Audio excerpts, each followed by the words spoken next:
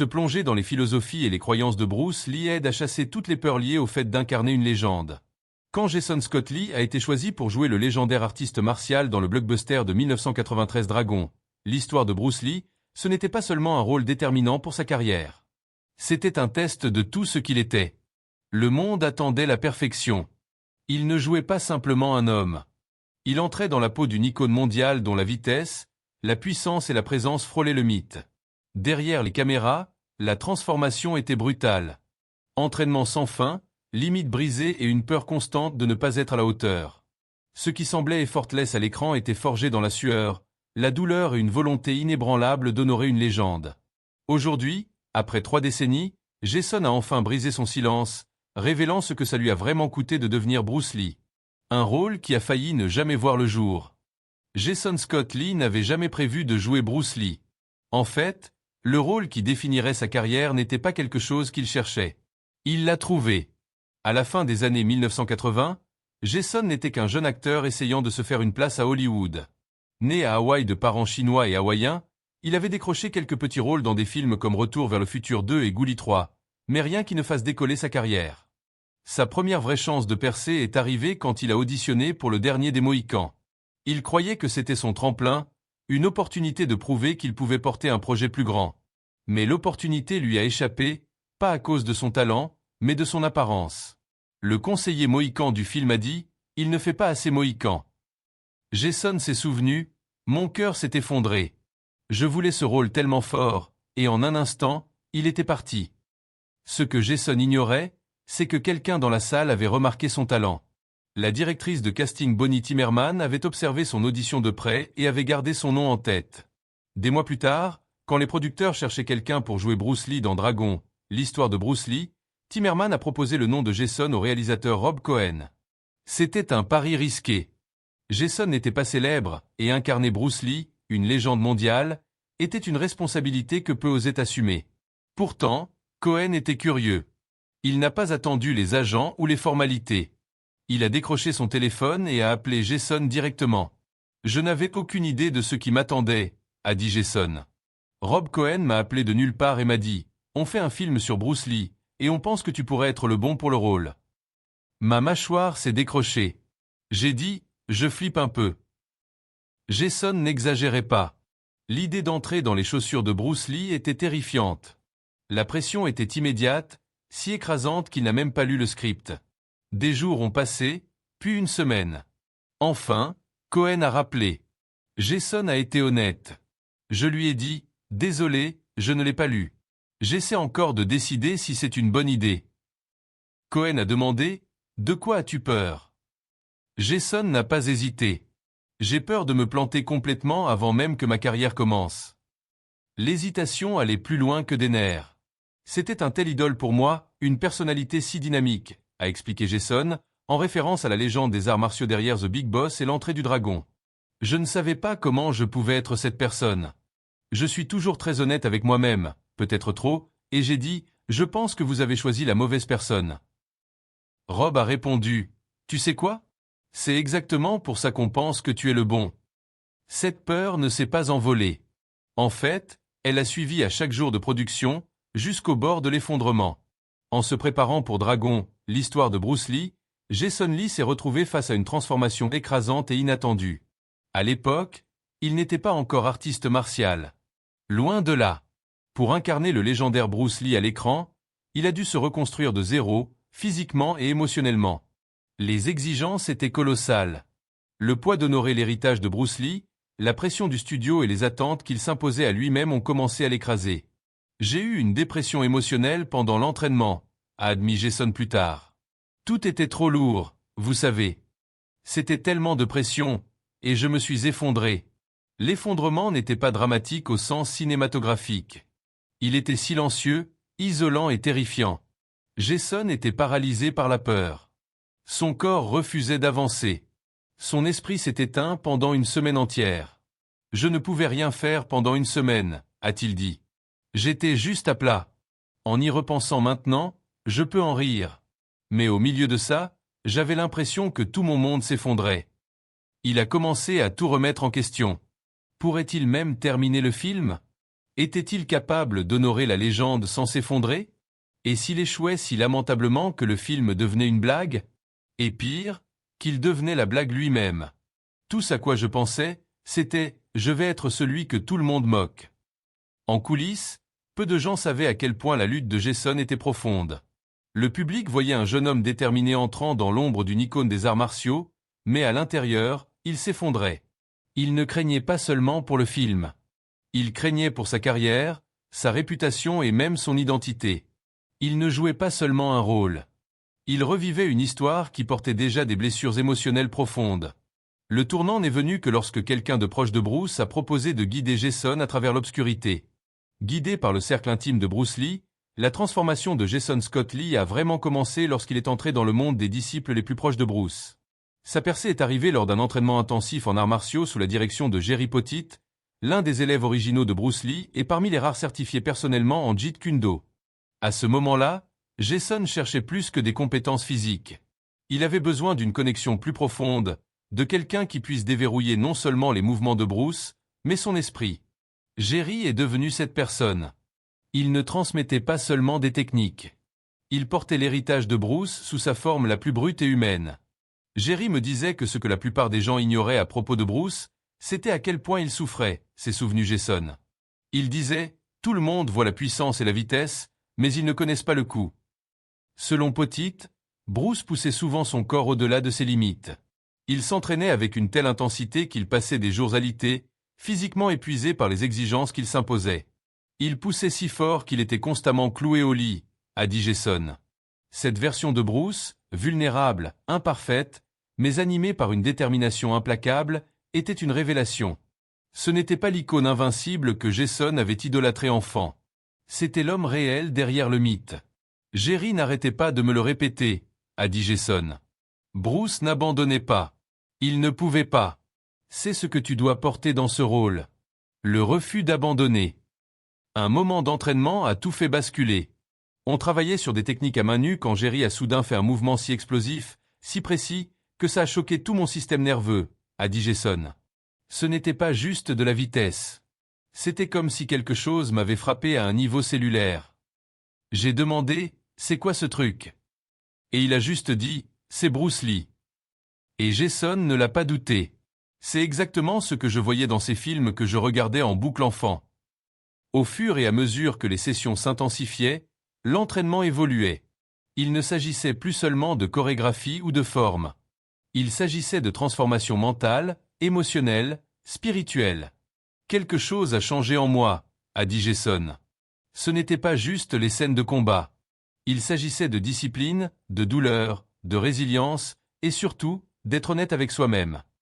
Mais même après avoir trouvé cette connexion physique et spirituelle, il manquait encore une chose. La validation émotionnelle, et cela est venu de la propre famille de Bruce Lee. Avant que quoi que ce soit ne puisse vraiment avancer, Jason Scott Lee savait qu'il avait besoin de plus qu'un entraînement technique ou l'approbation du studio. Il avait besoin de la bénédiction de la famille de Bruce Lee. Il ne s'agissait pas de demander une permission formelle. Il s'agissait de gagner la confiance, d'entrer dans un territoire sacré avec le respect qu'il exigeait. Il a commencé par quelques conversations téléphoniques avec la veuve de Bruce, Linda Lee Cadwell, avant le début du tournage. Ces premiers échanges étaient encourageants. Elle était gentille, ouverte et curieuse de l'homme choisi pour incarner son défunt mari. Mais aussi personnel que ses appels puissent sembler, rien ne pouvait égaler ce qui s'est passé le premier jour de Jason au studio Universal. Encore peu familier avec le plateau et incertain de l'endroit où se présenter, Jason errait dans un dédale de bâtiments de studio ordinaires, essayant de trouver quelqu'un qui pourrait le guider. Par hasard, il est entré dans un bureau modeste et anonyme. À l'intérieur, une femme blonde était penchée sur plusieurs vieilles boîtes en carton, triant tranquillement ce qui semblait être des effets personnels. Sans savoir qui elle était, Jason a demandé des indications pour le bureau de Rob Cohen, pensant qu'elle était peut-être une assistante. Au lieu de cela, la femme s'est levée, a souri chaleureusement et s'est présentée. C'était Linda Lee Cadwell. Ce moment l'a frappé fort. Il ne s'attendait pas à la rencontrer si tôt, et certainement pas comme ça. Elle n'était pas venue simplement observer les premières étapes de la production. Elle était venue porter l'histoire de Bruce. Les boîtes contenaient des souvenirs de la vie de Bruce, des vêtements, des accessoires et des objets personnels qu'il avait portés, utilisés ou chéris. Son intention était d'aider l'équipe des costumes et les décorateurs à donner vie au monde de Bruce avec précision et révérence. Jason était ému, mais il hésitait à toucher quoi que ce soit. Ayant grandi à Hawaï, on lui avait appris l'idée du mana, la croyance que les objets peuvent porter une énergie spirituelle. Et ces objets, a-t-il dit plus tard, étaient indéniablement puissants. Ils portaient plus qu'une signification historique. Ils avaient du poids. C'était comme être en présence de quelque chose de sacré, expliquerait-il. Certaines choses sont mieux honorées sans être manipulées. Mais la signification émotionnelle du rôle ne s'est pas arrêtée là. Peu après avoir rencontré Linda, Jason a été présenté au fils de Bruce Lee, Brandon Lee. Brandon avait autrefois été sollicité pour jouer son père dans le même film, mais avait refusé, peut-être par prudence, ou peut-être parce que l'héritage était trop personnel pour être rejoué. Pourtant, il était protecteur quant à la manière dont son père serait représenté et curieux de l'homme qui assumerait cette responsabilité. Les deux ont convenu de se rencontrer à Monsieur Shaw, le restaurant emblématique de Beverly Hills. Jason est arrivé sans savoir à quoi s'attendre. Un dîner tranquille, peut-être une petite conversation. Mais Brandon est arrivé en force. Il s'est garé dans une voiture de sport Tapax en graveleuil, pleine de charisme et d'énergie. Dès le début, il était animé, expressif, presque théâtral dans sa présence. À un moment, il s'est lancé dans un monologue à la table, parlant comme s'il jouait sur scène. C'était déconcertant, mais profondément humain. Malgré l'attitude bravache, Jason pouvait sentir que Brandon l'évaluait, non par méfiance, mais par souci. Le rôle comptait. L'homme qu'il représentait comptait encore plus. Quelque part entre les rires et les théâtralités, Brandon a offert un conseil puissant que Jason n'a jamais oublié. N'essaie pas d'être Bruce Lee. Sois simplement fidèle à toi-même. Ce moment est resté avec Jason tout au long de la production.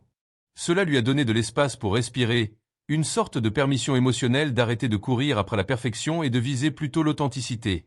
Combiné à la force tranquille de Linda et à sa volonté de partager le monde personnel de Bruce, Jason est sorti de ses premières rencontres non seulement avec une bénédiction, mais avec une responsabilité. Il portait désormais plus qu'un rôle. Il portait un héritage, gardé par ceux qui connaissaient Bruce le mieux. Et à partir de ce moment, chaque pas qu'il faisait sur le plateau était ancré dans leur confiance. Malgré le soutien et les bénédictions, tout ne s'est pas déroulé sans accroc en coulisses de Dragon, l'histoire de Bruce Lee. En fait, la production était souvent intense, épuisante et émotionnellement drainante pour beaucoup de ceux impliqués, en particulier pour Jason. Dès le début, Jason a fait face à une pression venant de multiples fronts. Il ne jouait pas simplement un rôle.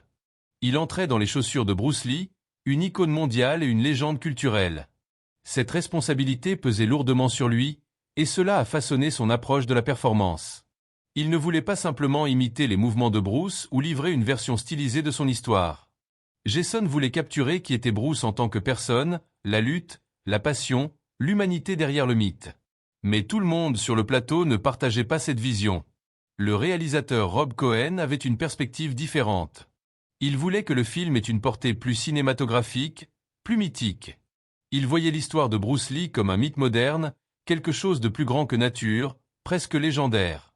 Cette approche entrait parfois en conflit avec l'interprétation plus ancrée et personnelle de Jason. Rob voulait que le film soit plus cinématographique, plus mythique, a expliqué Jason plus tard. Et moi, j'essayais vraiment d'honorer le côté humain de Bruce. Je ne voulais pas jouer une statue. La tension entre l'acteur et le réalisateur n'était pas enracinée dans un conflit personnel. Ce n'était pas hostile, mais la friction créative était réelle. Il y avait aussi des défis avec les exigences physiques du rôle. Les scènes de combat étaient exténuantes.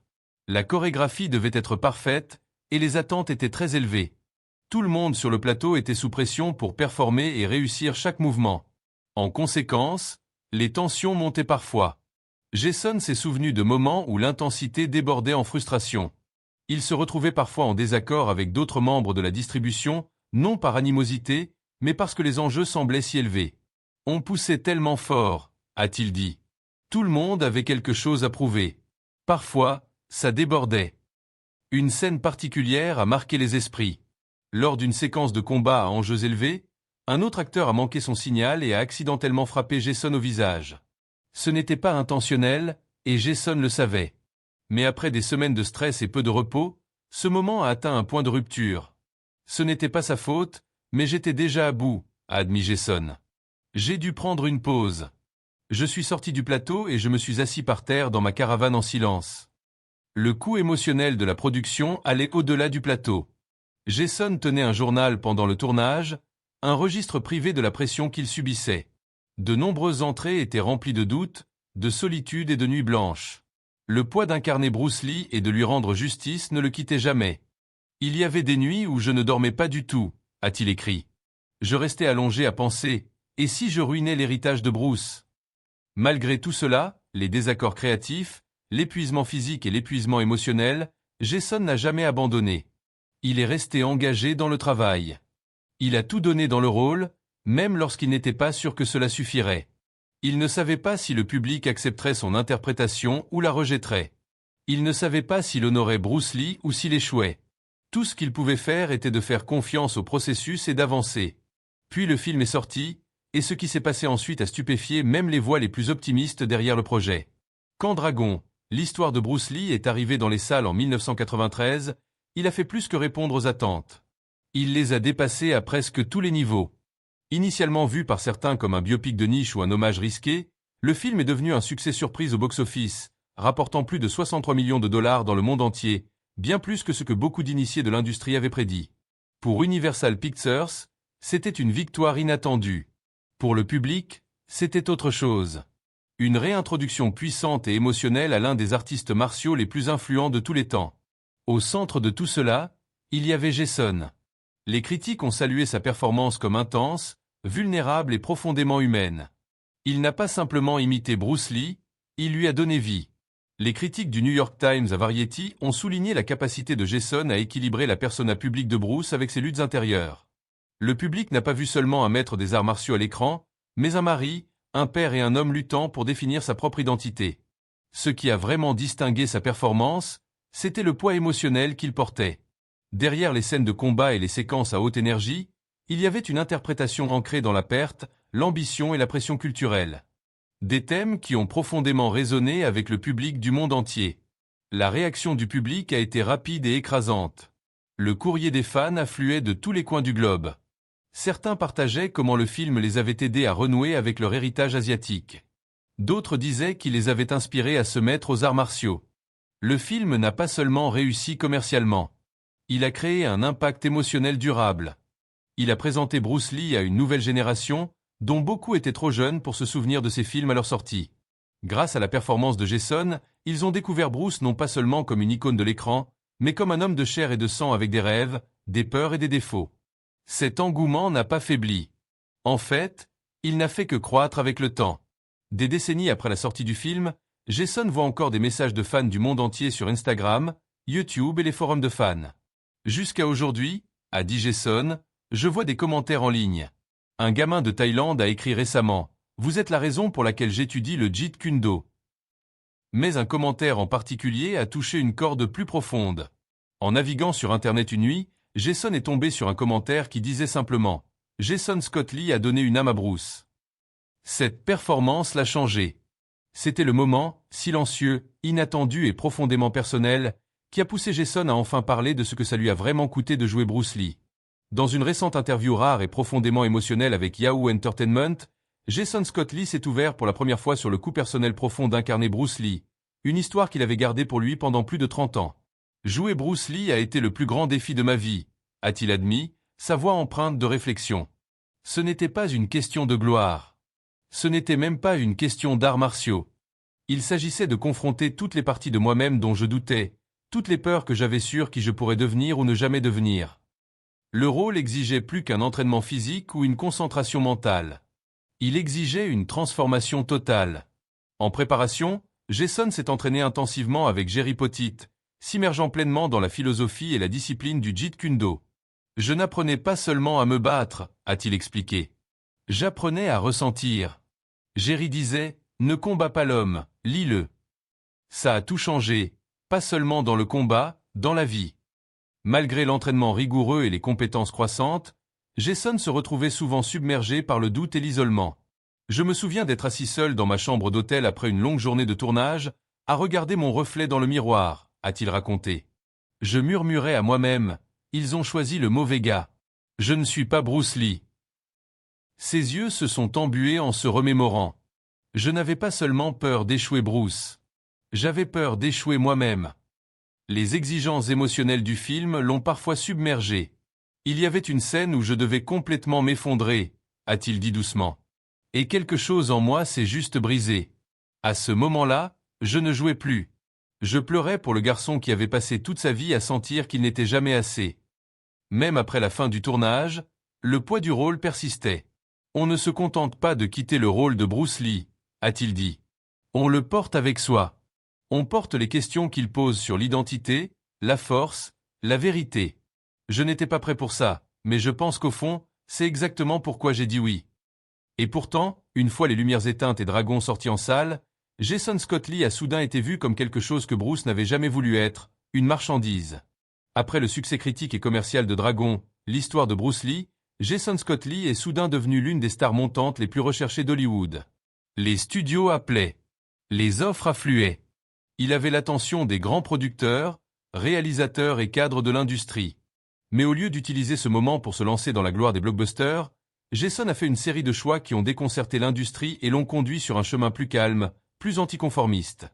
À un moment, son nom était attaché à plusieurs rôles de premier plan dans de grands films. Des thrillers d'action, des blockbusters de science-fiction et des films porteurs de studios s'entassaient sur son bureau, y compris des films qui deviendraient plus tard des noms connus. Ces rôles étaient du genre à transformer les acteurs en stars mondiales. Mais quelque chose en lui résistait. Il ne se sentait pas attiré par des scripts remplis d'explosions, d'armes et d'héroïsme unidimensionnel. Hollywood voulait du muscle, de la vitesse et du spectacle. Jason voulait de la profondeur. Il venait de passer des années à s'immerger dans la complexité émotionnelle, philosophique et physique de Bruce Lee. Ce voyage l'avait changé. Il avait dépouillé les performances superficielles et exposé le coût intérieur de la grandeur. L'industrie, en revanche, voulait l'opposé. Des personnages qui ne pleurent pas, n'hésitent pas et ne se questionnent pas. Jason n'était pas intéressé à jouer ses rôles. Il ne voulait pas effacer tout ce qu'il avait appris juste pour rentrer dans un moule prévisible. Même alors que d'autres acteurs asiatiques commençaient à faire des vagues, Jackie Chan avec sa marque unique de comédie physique et Jet Li avec sa discipline stoïque et son contrôle, Jason sentait qu'il y avait peu de place pour quelqu'un comme lui. Il ne correspondait pas à l'image étroite de ce que devait être un acteur principal asiatique à l'époque. Il n'était pas assez léger pour la comédie. Il n'était pas assez poli pour le fantastique d'action. Il était émotionnellement ancré, imprévisible et profondément réfléchi. Hollywood à l'époque ne savait pas quoi faire de cela. Plutôt que de se battre pour entrer dans une boîte qui ne lui convenait jamais, Jason a choisi de s'éloigner. Pas par colère ou désillusion, mais par clarté. Il a réalisé que courir après des rôles justes pour rester pertinent lui coûterait quelque chose de bien plus grand que la gloire. Cela lui coûterait lui-même. Alors, il est retourné à Hawaï. Chez lui, il s'est reconnecté avec la terre, la famille et la simplicité. Il a trouvé la paix dans les rythmes de la vie quotidienne. Cultiver, se lever tôt pour regarder le lever du soleil, planter et récolter de la nourriture de ses propres mains. Ce n'était pas glamour. Ce n'était pas mondial, mais c'était réel. Et dans ces moments calmes, il a ressenti quelque chose de plus profond. La conscience physique et le contrôle qu'il autrefois affûtait à travers les arts martiaux étaient toujours vivants dans son corps. Chaque mouvement, soulever, se pencher, couper, portait les échos de la discipline qu'il avait utilisée pour devenir Bruce Lee. Cette structure ne l'a jamais quitté. Plus qu'une mémoire musculaire, c'était une philosophie, transmise par Jerry Potit et en fin de compte, par Bruce lui-même. Jason a compris que le Jeet Kune Do n'était pas seulement une question de combat. Il s'agissait de répondre avec conscience, d'être pleinement présent et de ne jamais agir par ego ou peur. Ces leçons l'avaient façonné en tant qu'artiste martial et acteur. Maintenant, elles le façonnaient en tant que père. Au lieu d'entraîner ses enfants dans un studio ou un dojo, il intégrait ses valeurs dans la vie quotidienne. Patience, attention, discipline et pleine conscience. Il leur a appris à écouter avant d'agir, à bouger avec intention et à reconnaître la valeur du silence. Jason Scott Lee a peut-être refusé certaines des plus grandes opportunités d'Hollywood, mais il n'a pas tourné le dos au sens. Ce qu'il a choisi à la place était un autre type d'héritage. Un héritage ancré dans la vérité, l'équilibre et une force tranquille. Que pensez-vous de la décision de Jason de jouer Bruce Lee? N'hésitez pas à partager vos commentaires dans la section ci-dessous. Merci d'avoir regardé. À bientôt dans la prochaine vidéo.